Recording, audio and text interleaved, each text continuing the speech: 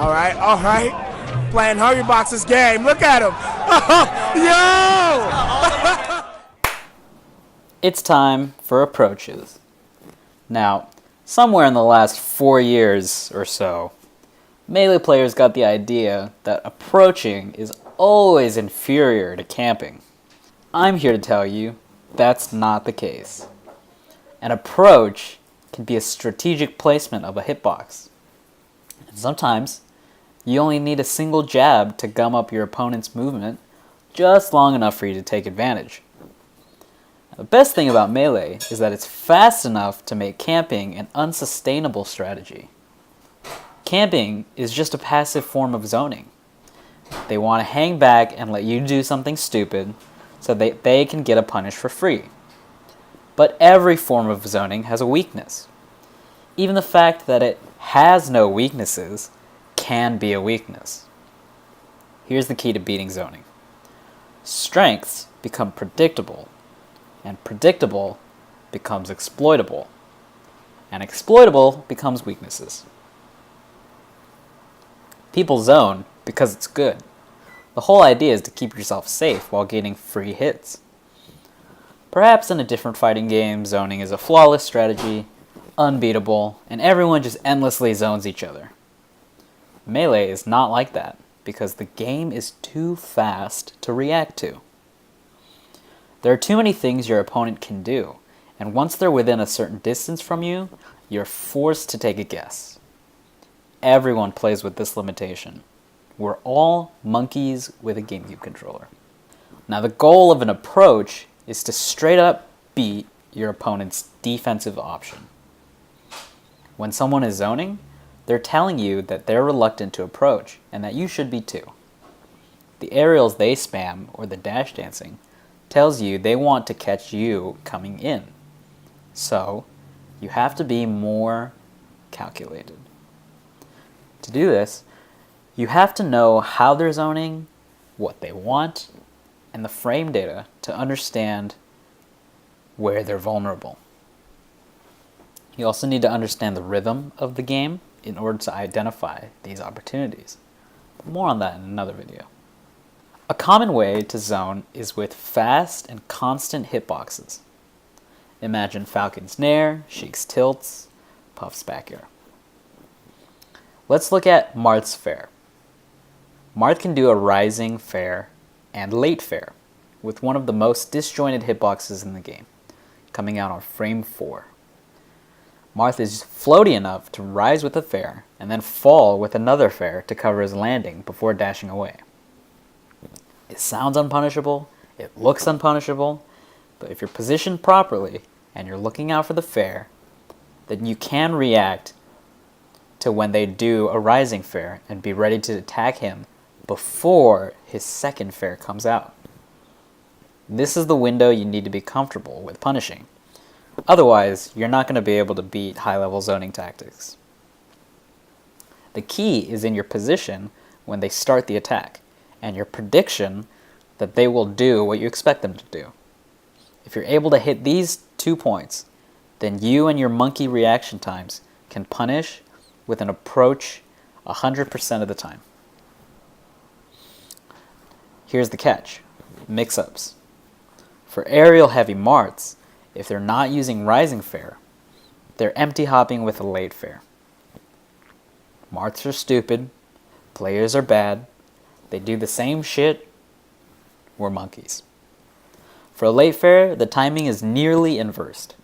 Whereas you would punish rising fair at the end, after the end lag of fair, you would punish late fair before the startup of the fair. You might be thinking, but couldn't Marth see me coming and decide to just fair earlier? It comes out on frame 4. To which I would say yes. Marth could do that.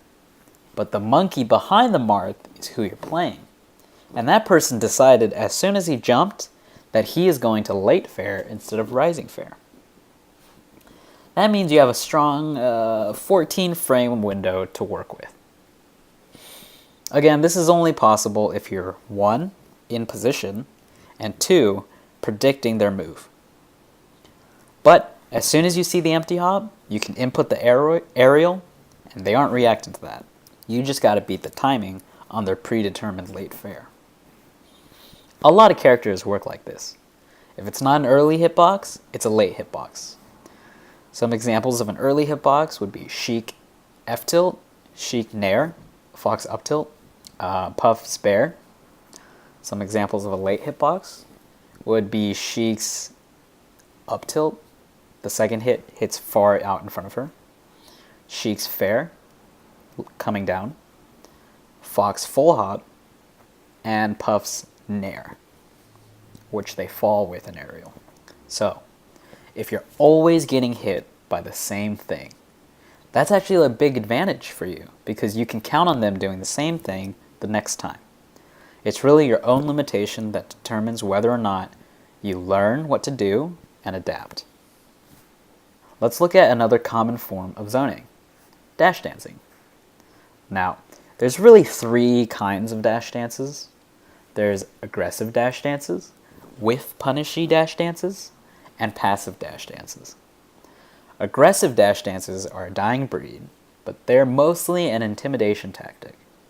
They're designed to scare you into committing to defensive hitboxes. You can mix them up with an overshoot to catch them retreating. The last thing they're expecting is to become the hunted.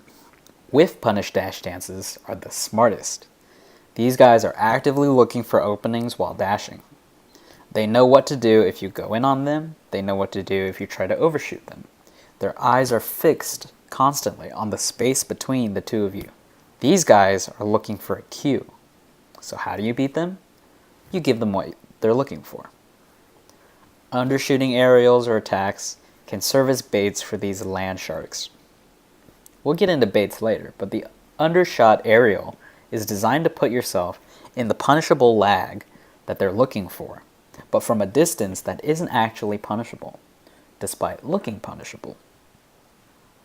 When a Marth is looking for a dash dance grab, and his dash dance is so incredibly good, and his grab is so incredibly good, these strengths make it easy for him to decide to just go for it. But before they know it, you dash back frames before their grab comes out, and you dash back in with your own punish. The catch is you have to be confident in your bait in order to punish a whiffed grab. Most players are happy with just being able to escape in time. So the question becomes, how well do you know your spacing? And how confident are you in your approach? Because the rest is prediction confirmation. The last type is a passive dash dance. When your opponent does this, they're really just scared of you. Oftentimes, they dash dance because they've heard it's good or something. You can tell it's passive when they give up way more space than they need to, and they don't approach for a while. Often, they'll just say screw it and throw something out after dash dancing for a while, which can be strong in the form of a timing mix-up on their approach, in which case you can just lie back and catch them coming in with your own kind of zoning. But if they are committed to a passive dash dance, you can beat it with overshoots. As you get close and they start to dash back, but you keep on getting closer until they're out of dash dance space, they dash back into you. Boom. And you're on top of them. Passive dash dancers prefer the back end of their dash dance. So they'll find themselves retreating more often than they are pushing forward until they're in a corner. For these different kinds of dash dances, you can get an idea of what they're trying to do by looking at their intent, or even feeling their emotional state. Are they intimidating? Are they cool as a cucumber? Or are they scared? Finally, I'll go over vertical zoning, but remember there can be a lot of different kinds of zoning styles, and you can be creative with how you come up with solutions to counter. Zoning with full hops or double jumps depends a lot on horizontal positioning. Ideally, when you're vertically zoning, your opponent is far enough in front of you that they aren't able to get underneath you and open you up. The aerial positioning provides an advantage ideally because you're able to land on top of the lag your opponent puts themselves in when approaching. You can avoid getting hit by not committing to an attack when they jump. Of course they're jumping because they're reading an approach or baiting you, so sometimes they'll just get you. But if you haven't committed, you can punish them by getting close enough to still get them to jump, then pushing in on the ground and catching them with a rising aerial, either while they're still rising or with a superior hitbox. You will need command of your grounded movement in order to space yourself properly and be able to push in underneath them. It is at the peak of their jump that someone who is vertically zoning is at their most vulnerable. They're trying to maximize the utility of their late hitboxes, and they're trying to protect their ass by jumping far enough away from you. But if you're able to subvert their horizontal movement and make it unpredictable, you can make your opponent feel like they're playing the floor as lava. Another option to beat vertical zoning is to punish their landing, but this game is inherently a mix-up, not a guarantee. Since the vertical zoner has so many options from fast falls to drifts that you can't react to, oftentimes you're playing a losing game. However, there are ways to tip the scales. First, understand that when someone commits to vertical zoning, the more time they spend in the air, the more they are losing a precious resource: airtime. Floaties have more of this resource than fast fallers, but for every character, without exception, you're gonna have to touch the ground eventually. It may feel like a free resource since it's easy to fast fall and replenish your airtime with another jump, but fast falling is a mix-up when zoning. So, if you can pressure someone to avoid fast falling, then they're stuck with slow falling vulnerably. From here, they have another mix-up: drift away or drift in. Here you must consider the difference between drift in and drift away is quite significant. However, the difference between drift away and no drift is not significant at all. It's really the possibility of drifting in either direction that makes the coverage difficult. But if you were to appropriately cover one drift with, say, a dash away, you could react to which drift they picked and dash back in to punish. For an ultra floaty like Puff, who might be able to drift in the opposite direction at will, you can track her until she's close enough to the ground where there's no question where she's going to land, or get under her and hit her when she tries to jump away. By taking away first a timing and then a drift, you can limit a vertical zoner's options until you have something you can punish via prediction confirmation. Okay, now baits are an interesting blend between zoning, spacing, and approach. The basic idea is to create a safe punish by taking advantage of your opponent's fear, biased judgment, and non-instant reaction time. There's a few ways to do this. 1, you can undershoot aerials. 2, you can do this out of shield pressure. Or 3, you can use a dash dance. We're looking pretty clean, and we're just going to jump on in. So does it surprise you to see an FD start from Wizzy in this matchup? So here you see a scuff situation where pressure has already been built up, and you can see that as Lucky dashes away, Wizzy does an undershoot nair in order to get Lucky to run in with a shine. But because Wizzy undershot it, he's able to dash away with a stomp in order to punish.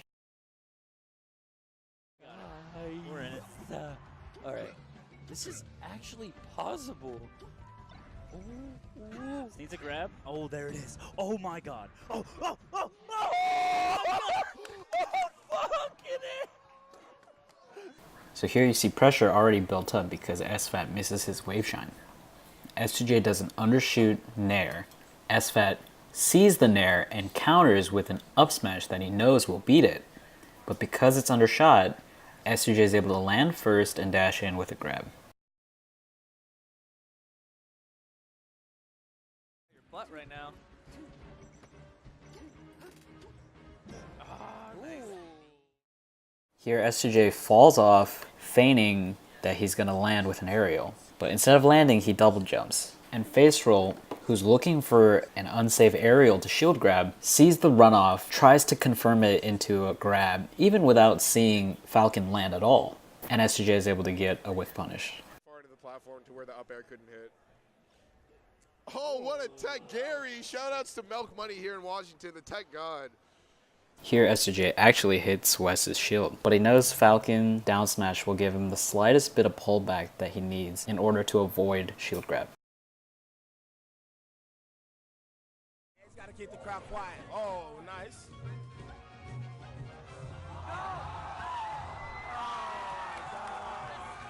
Here again, the pressure's been set, Armada's holding shield. Mango dash dances right in his face in order to bait something out. He dashes outside of float cancel nair, but because float cancel isn't actually punishable, he waits for something that is punishable. Once he sees the dash attack, then he goes in for a grab.